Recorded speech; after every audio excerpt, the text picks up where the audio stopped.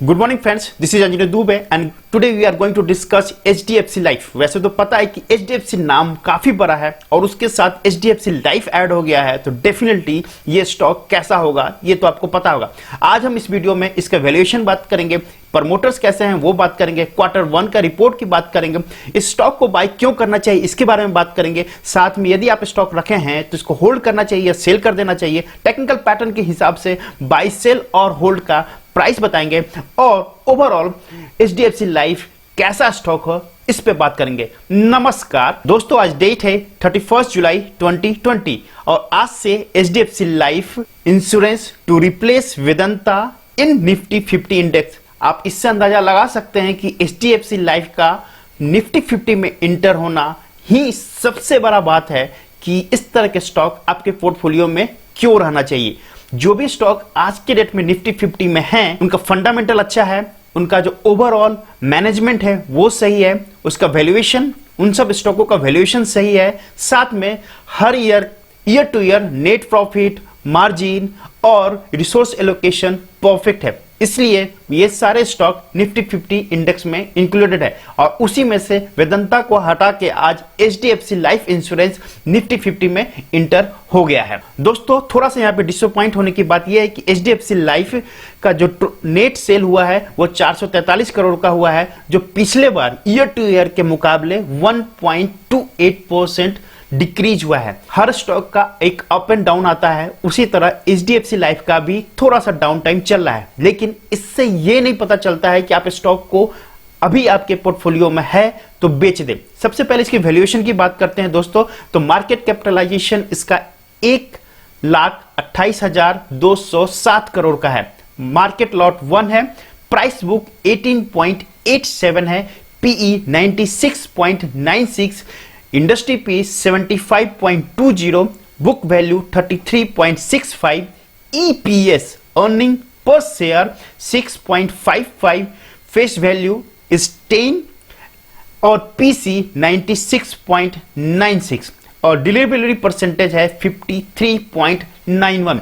तो इससे अंदाजा लग सकते हैं कि मार्केट कैप के हिसाब से यह स्टॉक काफी बड़ा है और जिसका अम्ब्रेला है वो एचडीएफसी है, तो डेफिनेटली इस स्टॉक का वैल्यूएशन भी सही होगा और निफ्टी 50 इंडेक्स में आ गया है, तो डेफिनेटली यहां पे स्टॉक को आपके पोर्टफोलियो में है तो होल्ड करना चाहिए।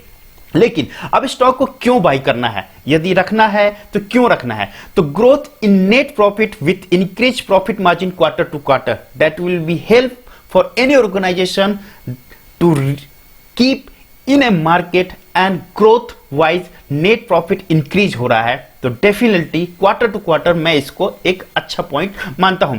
कंपनी विथ नो डेप्थ, ये एक फैंटास्टिक न्यूज है, कंपनी के पास कोई डेप्थ नहीं है, इसलिए इसका एक बैक साइड जो प्रॉब्लम था वो सॉल्व हो गया। Annual net profit improving for last 2 year, annual profit भी इंक्रीज हो रहा है, सो डेफिनेटली स्टॉक में थोड़ा सा पोटेंशियल तो है। एफआईएस, एफपीआई और इंस्टीट्यूशनल जो शेयर होल्डिंग में हैं वो इसको इंक्रीज कर रहे हैं, तो मुझे लगता है कि इस तरह के जो स्टॉक्स होते हैं उसमें का फंडामेंटल अच्छा है, उसका मैनेजमेंट अच्छा है, तो डेफिनेटली उसमें एफआईएस, डीआईएस, इंस्टीट्यूशनल इसमें इंटरेस्ट दिखाएंगे और यहां पे भी दिखाते हुए नजर आए हैं। Strong momentum, price above short medium long term moving average, मतलब कि यदि इसका टेक्निकल पैटर्न की बात करते हैं जहां पे मूविंग एवरेज, आरएसआई या फिर टेक्निकल इंडिकेटर्स वो इस वक्त short term, medium, long term के लिए स्ट्रॉन्ग मानते हैं।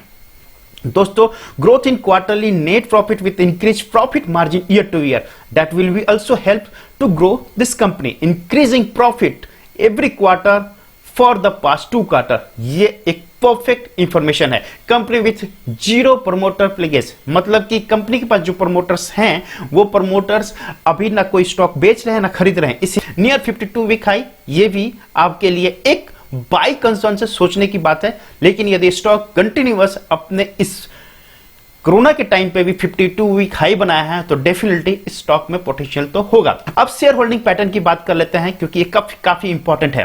प्रमोटर के पास 50 23.14% है, FIS के पास 23.55 है, NBFC एंड म्यूचुअल फंड के पास 5.40% है, अदर्स के पास 2.08% है, जेनरिक पब्लिक के पास 6.64%, फाइनेंशियल इंस्टीट्यूट्स के पास 1.90, फॉरेन प्रमोटर्स के पास 10.27% एंड GDR के पास 0.03%। और उस हिसाब से मुझे इसका शेयर होल्डिंग पैटर्न काफी मजबूत लग रहा है। दोस्तों ये तो फंडामेंटल कॉन्सेप्ट के साथ मैंने आपको बताया, लेकिन कुछ सेंटीमेंट भी होता है। अभी यदि मैं सेंटीमेंट की बात करता हूं तो 100% लोग का मानना है कि बाई स्टॉक को करना चाहिए। यहां पे आज का हाई, जैसे कि मैंने बताया कि आज 31 जुलाई 2020 है, तो आज का हाई 630 है और आज का लो 621.30 है। 52 वीक हाई की बात करते हैं तो 647 जो कुछ समय पहले ही हुआ है, और 52 वीक लो है 339.15। अब LU प्राइस बैंड की बात कर लेते हैं तो 571 इसका स्टॉप लॉस रखिएगा और आगे का टारगेट 698.40 रखिएगा। ये मुझे कम्युनिटी स्टेटमेंट के बाद और इसका सेंटीमेंट बता रहा है, उस हिसाब से स्टॉक का एक पैटर्न है और फंडामेंटल बेस पे ये बता रहा हूं।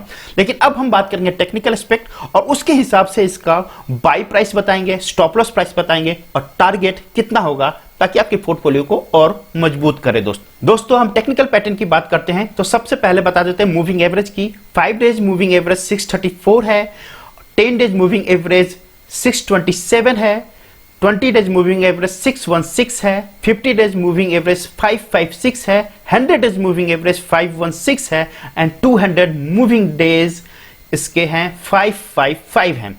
तो उस हिसाब से इस स्टॉक में मुझे काफी पोटेंशियल दिख रहा है और यहां पर मूविंग एवरेज इस स्टॉक का बुलिश है। मतलब कि यदि मूविंग एवरेज के पैटर्न से आप इस स्टॉक को देखते हैं तो डेफिनेटली आपको बाई करना चाहिए। अब बात करते हैं RSI का। दोस्तों RSI यहां पे 71.09 है।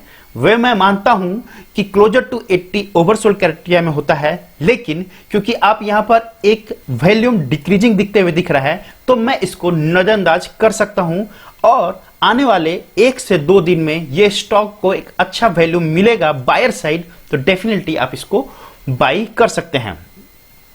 दोस्तों यहां पे सबसे इंपॉर्टेंट चीजें हैं कि इस स्टॉक का RSI MACD क्या बोलता है। RSI MACD मुझे ये स्टॉक को पैटर्न स्ट्रॉन्ग बताता है और बुलिश फॉर्मेट में है और उस हिसाब से ये क्रॉसओवर कर रहा है, तो थोड़ा सा टाइम पे ये एक साइडवेज या कंसोलिडेशन में जा सकता है, लेकिन लॉन्ग टर्म के लिए स्टॉक को आप बाई कर सकते हैं। दोस्तों अब स्पेसिफिक पैटर्न की बात करते हैं जो सबसे इंपॉर्टेंट है।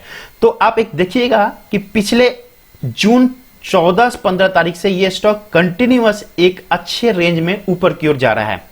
उससे पहले यहां पे एक छोटा सा फॉर्मेट था जिसमें ये साइडवेज की ओर गया है, मतलब कि ना ऊपर ना नीचे, और जैसे ही ये इस प्राइस के आसपास 516 के आसपास जब ये स्टॉक आया था तो डेफिनेटली यहां से एक ब्रेक पॉइंट जनरेट किया और वहां से ये अपवर्ड की ओर मूव हुआ। तो इस तरह के पैटर्न पैरेलल कॉम्बिनेशंस को जब भी आप स्टॉक में रिव्यू कीजिएगा तो आप देखिएगा कि इनका पैटर्न जो होता है वो अपग्रेड की ओर होता है after a short term interval. तो वही सीन आपको यहां पे भी दिख रहा है। आज का डेफिनेटली इसका वॉल्यूम जो है नेगेटिव साइड है, इसकी जो मार्केट डेप्थ है वो सेलर साइड है, पर क्योंकि ये कंटिन्यूअस पिछले 1 से 1.5 महीना में ऊपर की ओर गया है तो एक साइडवेज फॉर्मेट की ओर जरूर जा रहा है। मेरा सजेशन है स्टॉक को आप बाई 610 पे कीजिए, स्टॉप लॉस रखिए 570 का और नेक्स्ट टारगेट आप 685 रखिए पहला, 720 दूसरा और तीसरा टारगेट 900 रखिए। 900 का टारगेट मैं 4 से 6 महीने के नजरिए से बता रहा हूं। दोस्तों ये स्टॉक को आप अपने पोर्टफोलियो में जरूर रखिए क्योंकि इसका फंडामेंटल अच्छा है, मैनेजमेंट अच्छा है और टेक्निकल पैटर्न भी मुझे यहां से स्ट्रॉन्ग दिख रहा है। दोस्तों के बारे में आपको कुछ कमेंट करना है तो जरूर कमेंट बॉक्स में अपडेट कीजिएगा। किसी नए स्टॉक के बारे में जानना चाहते हैं तो प्लीज कमेंट बॉक्स में अपडेट कीजिएगा। हमें ट्विटर पे आप फॉलो कर सकते हैं। मिलते हैं किसी नए स्टॉक के साथ, तब तक के लिए जय हिंद, जय भारत।